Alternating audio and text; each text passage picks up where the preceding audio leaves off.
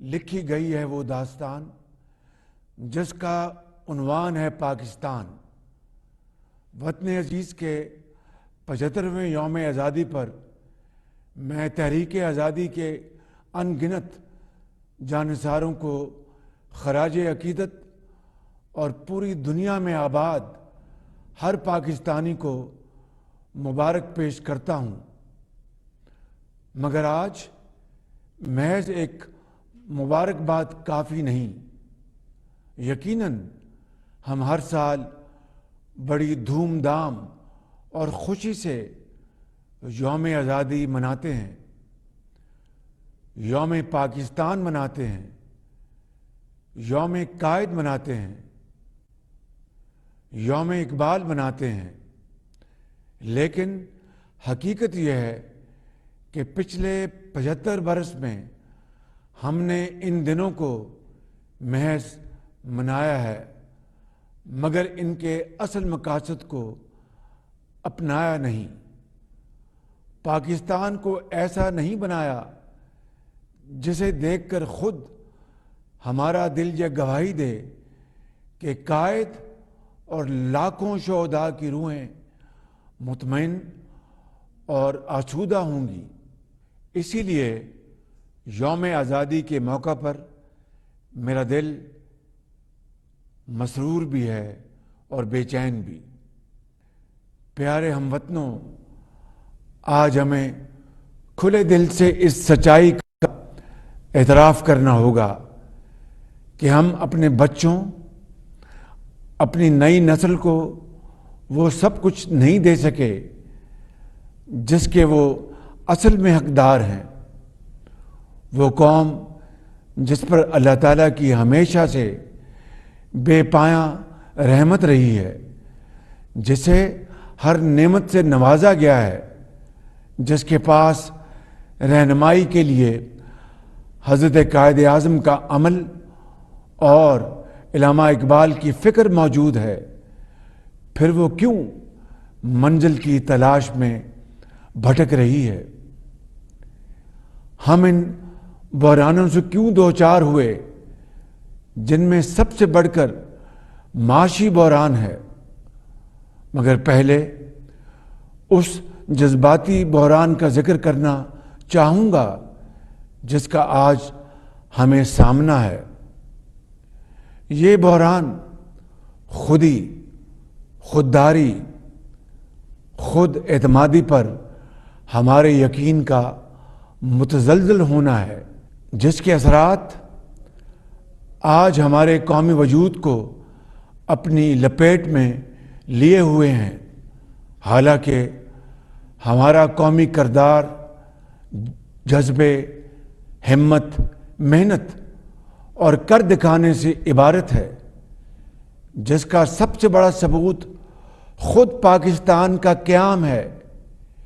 یہی وہ جذبہ تھا جو علامہ اقبال نے سوئی ہوئی ملت میں جگایا، جس کی مدد سے قائد اعظم محمد علی جناح کی عظیم الشان قیادت نے ایک خواب کو تعبیر میں بدل دیا اور پاکستان معرض وجود میں آ گیا۔ تعمیر پاکستان کے اس مشن کو ہماری قومی سیاسی قیادت نے جمہوری اور آئینی جدوجہد کے ذریعے آگے بڑھایا۔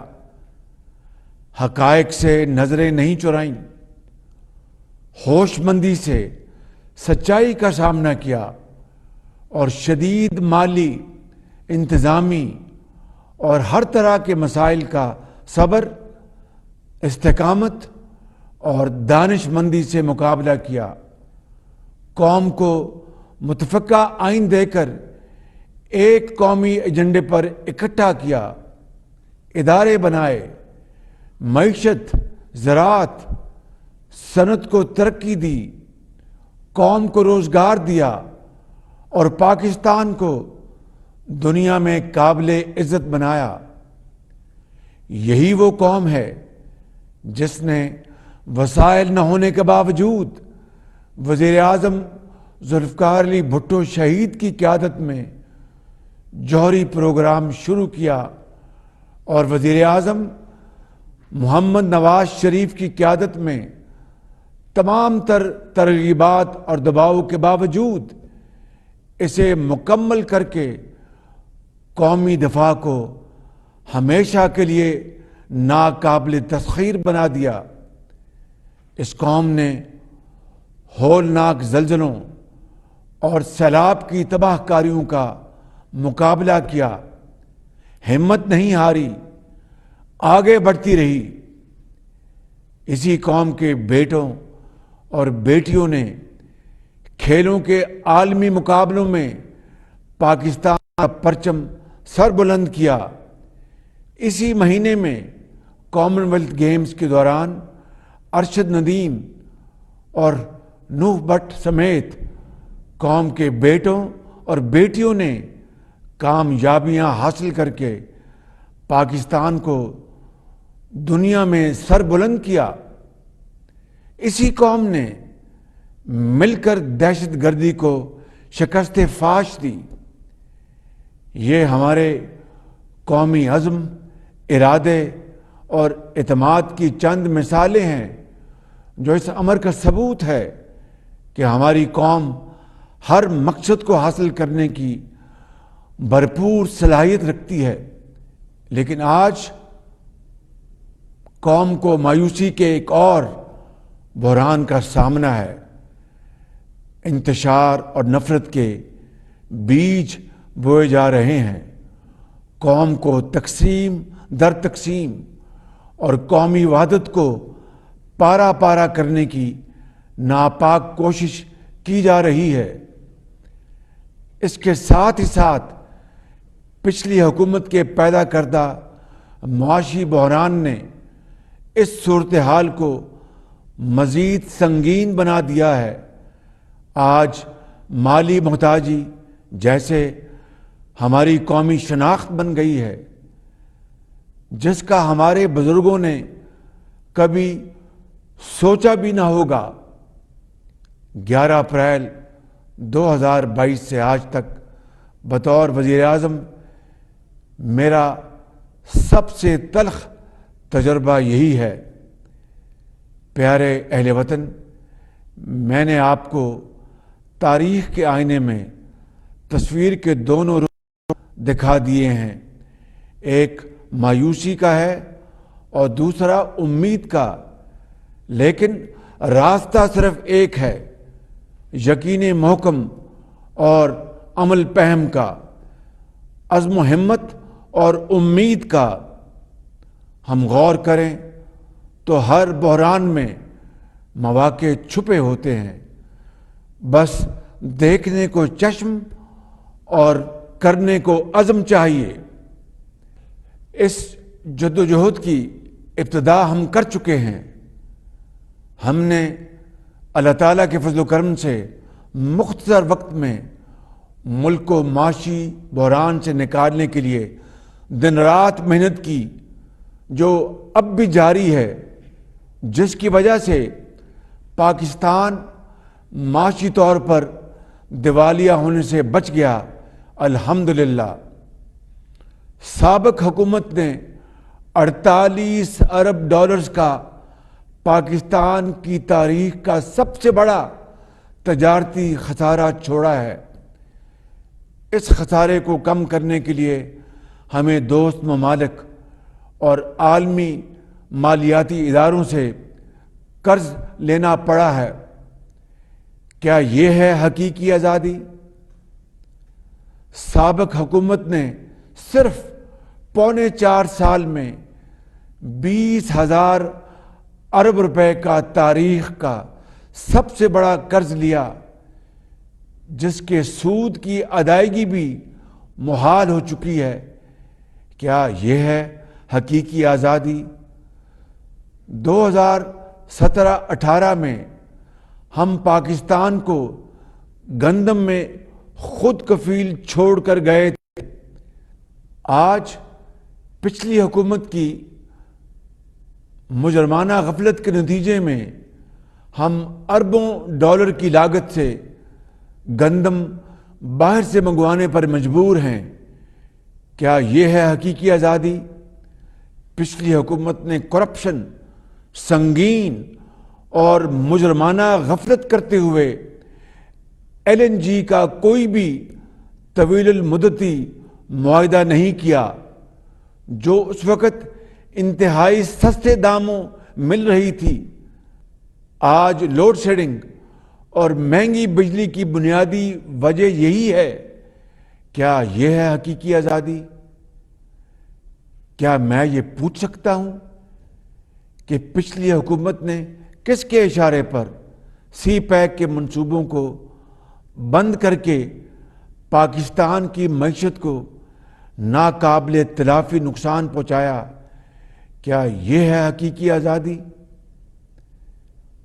عزیز اہل وطن، ہماری معاشی پالیسیوں کے نتیجے میں غیر ضروری امپورٹس کو سختی سے کنٹرول کیا گیا ہے، جس کے نتیجے میں آج پاکستانی روپیہ دن بدن مضبوط ہو رہا ہے۔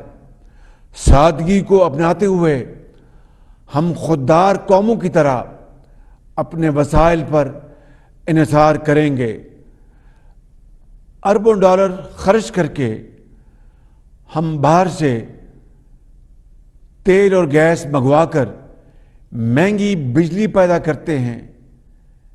اس کی جگہ ہم نے ہزاروں میگا واٹ سولر انرجی کے منصوبے لگانے کا فیصلہ کیا ہے۔ اس سے ایک طرف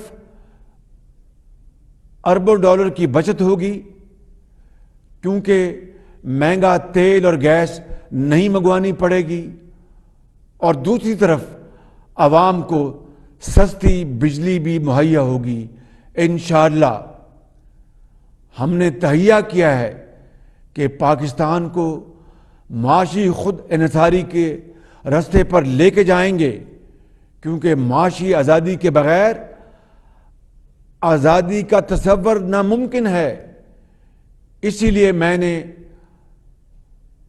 اپوزیشن لیڈر کے طور پر مساق معیشت کی پیشکش کی تھی، اور بطور وزیر اعظم آج ایک مرتبہ پھر خلوص دل سے اس کا اعادہ کر رہا ہوں، اس کی پیشکش کر رہا ہوں۔ میرے بھائی اور بہنوں، وقت کا تقاضا ہے کہ اب ہم بحیثیت قوم درست سمت میں اپنے سفر کو جاری رکھیں اور قومی مفاد کو ذاتی انا، ضد اور ہٹ درمی کی بھینٹ نہ چڑھنے دیں۔ ہمیں یاد رکھنا چاہیے کہ حقیقی سیاسی قیادت الیکشن پہ نہیں، آنے والی نسلوں کے مستقبل پہ نظر رکھتی ہے۔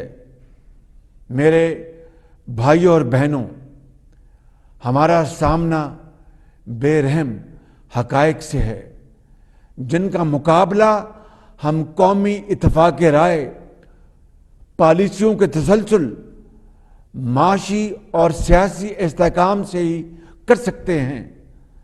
سب سے بڑھ کر ہمیں خودی، خودداری اور خود اعتمادی کے اسی جذبے کو زندہ کرنا ہے جس نے پاکستان بنایا تھا، جو تحریک پاکستان کی اصل روح ہے۔ اسی جذبے سے تعمیر پاکستان ہوگی۔ 14 اگست ایک یوم ہے، آئیں اس یوم پر ہم ایک قوم بن جائیں۔ پاکستان پائندہ باد، قائد اعظم زندہ باد۔